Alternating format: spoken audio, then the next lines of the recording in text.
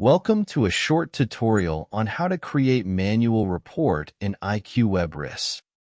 As radiologist, I want to create a manually written report for one procedure to document my findings. For doing this task, I will go to Workflow tab. Choose the filter Pending Tasks. Open a pending task from a patient by double-clicking. Open Reports tab. Click the plus New button to create a new report.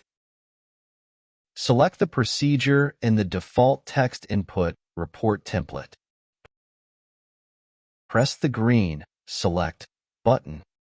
The report editor opens with 3 rows of buttons on top.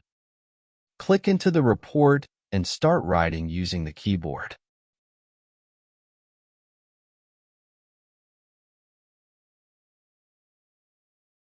Select the green Save button. The draft report is added to the report list. Press the I icon in the report row. The report displays opens and shows patient, report, and findings information.